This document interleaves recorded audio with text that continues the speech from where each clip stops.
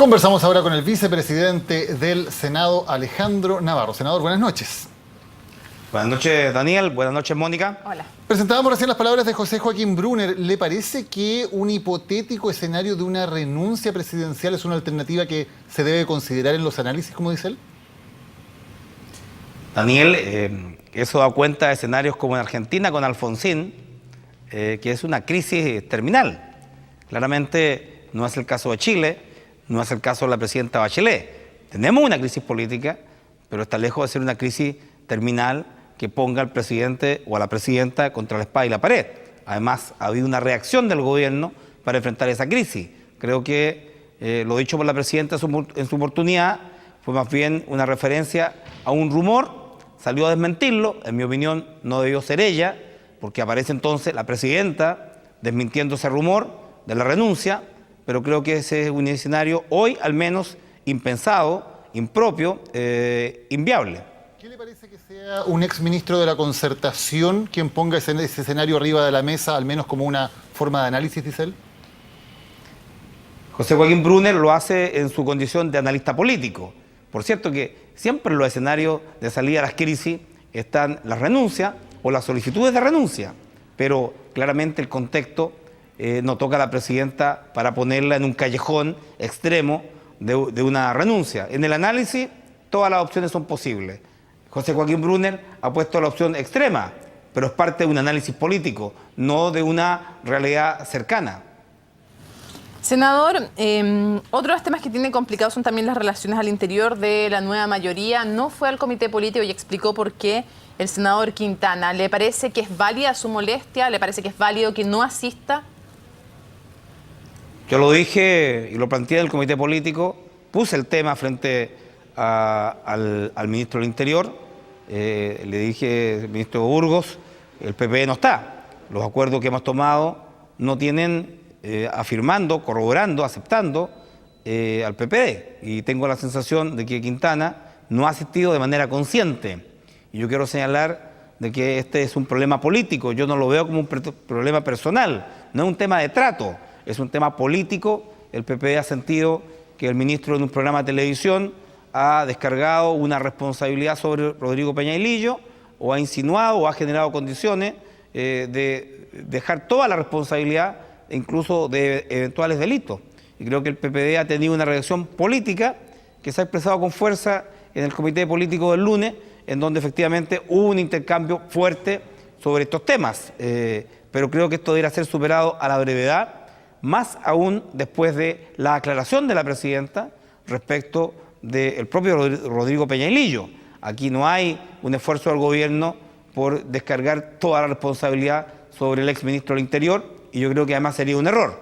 Y espero entonces de que estas relaciones se recompongan a la brevedad, porque la unidad de la nueva mayoría es fundamental para enfrentar esta crisis. Otra de las cosas que ha pasado también es la decisión hoy día del ministro Insunza de sacar de su cargo en la Secretaría General de la Presidencia a un asesor que dio boletas a SQM.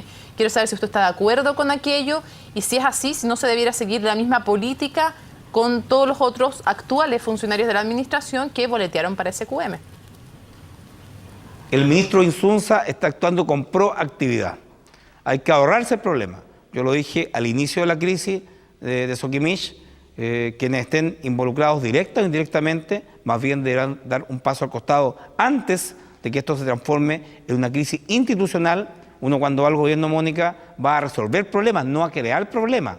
Entonces, si el criterio ha sido la separación anticipada, anticipando la creación de problemas, me parece un paso adecuado. Eso no es un juzgamiento de culpabilidad ni tampoco de inocencia, es más bien una medida política administrativa de prudencia. Y a mí me parece bien. Lo que ha sucedido es que quienes han estado directa o indirectamente involucrados no han reconocido los temas a tiempo y más bien lo hemos sabido a título de denuncia, no de voluntad propia para poder señalar esa relación que tiene que estar en el marco de una investigación como se lleva adelante de Fiscalía para saber si constituye una conducta impropia o un ilícito. Senador, me parece una buena medida.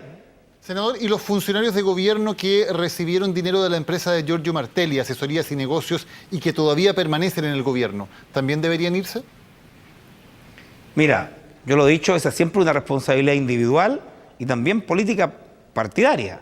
La primera es la voluntad personal, te reitero. Uno sabe cuando puede crear problemas, cuando lo han puesto allí para resolver problemas, y también del partido. En mi opinión, después de la dolorosa decisión de la presidenta, que fue, por cierto, reemplazar completamente el equipo político y al cabeza de serie el equipo económico, la presidenta dio una señal concreta de lo que debía ser la nueva etapa, el segundo tiempo de este gobierno. Y creo que allí no había una respuesta adecuada de los partidos, ni tampoco del Congreso. Creo que lo hecho por el ministro debe hacer una evaluación, o más bien debe llevar una evaluación a aquellos funcionarios cuya permanencia en el gobierno va a terminar complicando políticamente al gobierno. Y esto no significa, te reitero, asumir una responsabilidad o una condena anticipada. Ahora, esos funcionarios dependen finalmente de la decisión de la presidenta de la República. Si ella decide sacarlos, se tienen que ir. ¿Debería haber una señal clara de la moneda en términos de que esas personas no siguieran en el gobierno? La señal dada con el ministro del Interior va en ese sentido.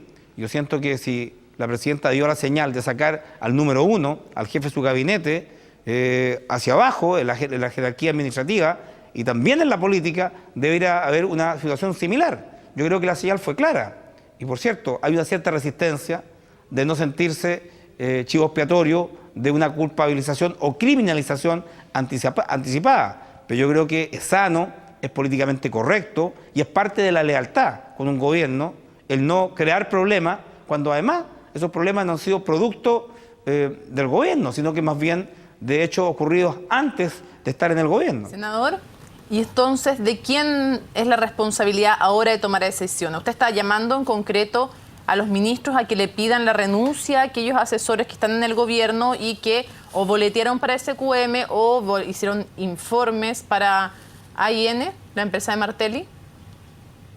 Mira, yo digo que esta, Mónica, es una evaluación política, primero personal y luego partidaria. Los partidos se han negado a tomar medidas, pero la realidad es más fuerte. O sea, los porfiados hechos determinan que al final del día lo que hay es un problema político que termina con estos funcionarios dando un paso al lado. Por lo tanto, hay una evaluación primero individual y personal y luego política. Y te reitero, no es un principio de culpabilidad ni de condena el hacerlo. Yo lo único que digo es que hay que ser coherente con la señal que dio la presidenta y eso radica hoy día en las propias personas o en los ministros. Si el origen de la salida del funcionario de la DIPRES es una decisión política, yo la considero acertada. Si hay quienes creen que puede ser injusta, bueno, va a dependerse de su jefe directo, pero los hechos nos van a demostrar de que a medida que avanza la investigación, cada vez que se toque un funcionario de gobierno, se va a reeditar un escenario que la presidenta quiere dejar atrás para comenzar a gobernar de verdad. Un segundo tiempo para preocuparnos del programa. En concreto, Rodrigo Egaña, que gestionó un trabajo de SQM para otra empresa y que su hijo recibió también un pago. Rodrigo Egaña, desde la alta dirección pública, ¿debiera salir? He conocido lo publicado hoy día en los periódicos respecto a esta relación. No conozco exactamente los detalles. Mónica, habría que determinar el origen, el periodo, porque si no estamos frente a una situación compleja, porque efectivamente algunos funcionarios que hoy día están en la administración pública pudieron haber trabajado de manera profesional hace mucho tiempo. Si esto, evidentemente, por las fechas, por las condiciones, tiene una ligación directa con la crisis política, que son boletas ideológicamente falsas en medio de lo que se ha llamado una pre-campaña, estamos en un cuadro similar. No conozco exactamente cuál es la fecha, la oportunidad del tema de las boletas, pero si hubiera una relación directa, es decir, similar a las que han ocurrido para la salida del funcionario de las Express, yo creo que este es un tema que el propio Rodrigo Egaña debiera evaluar, y también el gobierno, porque en el cargo de Rodrigo, que es la selección de la alta dirección pública para los funcionarios de gobierno, lo que va a introducir es un factor complejo para quien tiene que decidir y ordenar quiénes integran los cuadros directivos del actual gobierno. Y eso introduce un factor de incertidumbre, de debilitamiento, de cuestionamiento, que le haría muy mal a la alta dirección pública. Senador, pasando a otro tema, ¿se perdió el entusiasmo por este proyecto que limitaba la reelección parlamentaria, que iba con urgencia del gobierno, parecía que iba a tener una discusión relativamente rápida y comenzaron a aparecer los reparos? ¿Qué pasó finalmente? ¿Por qué los senadores ponen reparos? ¿Por qué se traba la discusión? ¿Y por qué además empezamos con interpretaciones que al parecer no van en el sentido en que se había entendido, al menos el proyecto original? Daniel, mira, una claridad. A mí no me gusta el proyecto. El proyecto lo que establece es que el límite de la reelección para el caso de los diputados es en 10 años más. Y para el caso de los senadores, en 7 años más. Recién comienza a ser efectiva la norma, cuando lo que estamos buscando son medidas de constricción de manera inmediata. Y por tanto, creo que la medida de considerar el primer periodo y luego un segundo y tercero los diputados o un segundo los senadores, lo que hace es perder la eficacia de lo que el Senado tiene que dar como señal de constricción. Yo soy partidario de retroactividad, es decir, que aquellos diputados que hayan cumplido 3 periodos o lo cumplan en el 2017 y los senadores que cumplan o cumplamos 2 periodos del 2017 cesen en sus cargos por única vez si se quiere, y el mecanismo definitivo de cómo se limita la reelección que lo haga la ciudadanía en la nueva Constitución, porque este es un poder que está legislando siendo incumbente, estando cuestionado, y creo que es más bien, mira, una tibieza, es hacerle cosquillita al poder, decir que en 10 años más recién se limita la reelección. Creo que las medidas para ser eficaces, para enfrentar esta crisis de credibilidad, de representación, de legitimidad, se requieren efectos mucho más inmediatos. No en 10 años. El Senado no está retardando el debate. Hoy día se envió el proyecto de ley a la Comisión de Constitución. La Comisión decidirá si lo discute en particular y en general. Es un artículo único, pero digámoslo francamente, es un proyecto de ley con letra chica. La gente cree que esto se va a provocar ahora. No, en 10 años más. Por eso que escuchaba a la diputada Carla Rubilar decir que queremos retrasar el proyecto. Pero, diputada, si el proyecto va a entrar en efecto para los diputados en 10 años más. Senador. O sea, que se discuta un mes antes, un mes después, da exactamente lo mismo. Senador, y siendo coherente con ello, usted por lo tanto se compromete a no ir a la reelección cuando cumpla su actual periodo, porque es su segundo periodo como senador. Así es, tuve 3 periodos como diputado, 2 periodos como senador. Es más, Daniel, el partido que yo presido, Movimiento Amplio Social, ha acordado poner a disposición una indicación que vamos a presentar para que la reelección del 2017 también nos incluya a los senadores que cumplamos 2 periodos, aun cuando esta sea la mitad. Estamos disponibles, porque este Congreso va a hacer el ridículo si toma una medida que tarda 10 años en hacerse efectiva, cuando la crisis es ahora. Ahora, respecto de limitar la reelección, yo creo que va a haber ley, y por tanto la ley va a regular. Daniel, en muy pocos países del mundo, en 2, hay limitación a la reelección. Lo que sucede es que el sistema chileno se pervirtió. El cáncer de la política fue el binominal, y lo que generó fue un parlamento altamente cuestionado, no representativo de la ciudadanía, producto de la distorsión del binominal. Terminamos con el binominal, el 2017 va a haber un mecanismo distinto de elección, y yo creo que la reelección va a existir, pero creo que postergarla en los términos en que está puesto por la Cámara de Diputados, digámoslo francamente. Por eso no entiendo a los diputados que dicen que estamos retardando, porque hay una semana más, una semana menos, cuando lo que ellos nos proponen se va a hacer efectivo en 10 años. Senador, y no engañamos a la ciudadanía. Senador Alejandro, francamente que esto no va a tener efecto ahora. Senador Navarro, gracias por haber conversado esta noche con CNN Prime. Buenas noches. Gracias a usted. Buenas noches.